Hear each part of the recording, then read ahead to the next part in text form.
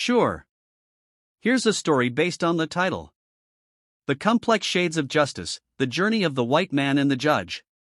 In a small town nestled between rolling hills, two men from vastly different worlds crossed paths in the courtroom. On one side was John Miller, a middle-aged white man, once a respected businessman, now accused of embezzlement. On the other was Judge Arun Mehta, a man of impeccable integrity who had risen through the ranks of a justice system rife with corruption. The case was simple on paper. John was accused of siphoning funds from a local charity, leaving hundreds of underprivileged children without access to education. The evidence seemed damning: bank statements, emails, and witnesses all pointed toward his guilt.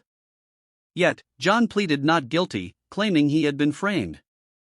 As the trial unfolded, Judge Mehta noticed something peculiar. John didn't fit the profile of a man driven by greed. His demeanor in court wasn't one of arrogance or defiance but quiet desperation. Mehta's instincts, honed over decades, told him there was more to the story. A web of lies. John's lawyer, a young and ambitious woman named Sarah Collins, argued that the evidence was fabricated by none other than the charity's board members. She presented documents showing internal conflicts and missing funds even before John joined the organization. Sarah claimed John was a scapegoat, chosen because of his position and skin color, a white man in a predominantly non-white town.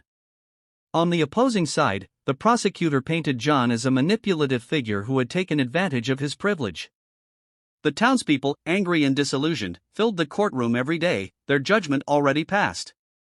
Judge Mehta, however, refused to let public sentiment cloud his judgment.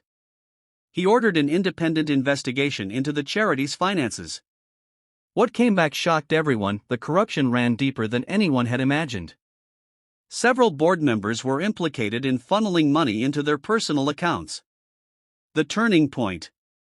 Despite the revelations, the prosecutor argued that John was still complicit. He had signed off on transactions and failed to report discrepancies. But Sarah countered, presenting evidence of emails John had sent to the board, questioning their financial practices. Those emails had been conveniently buried during the initial investigation. Judge Mehta faced immense pressure. The media had turned the trial into a spectacle, framing it as a battle of race, class, and power. Protesters gathered outside the courthouse daily, demanding justice for the children. Justice prevails. After weeks of deliberation, Judge Mehta delivered his verdict. John Miller was found not guilty of embezzlement but guilty of negligence in his oversight role.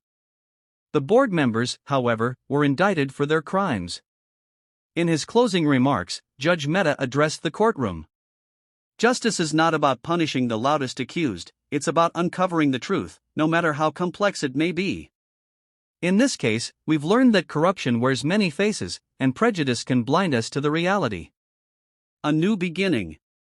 John, though relieved, was a changed man. He vowed to dedicate his life to rebuilding the trust of the community. Judge Mehta, too, knew this case would leave a lasting mark on his career, a reminder of how fragile and nuanced justice could be. As they left the courtroom that day, the white man and the judge, strangers brought together by fate, shared a brief moment of understanding.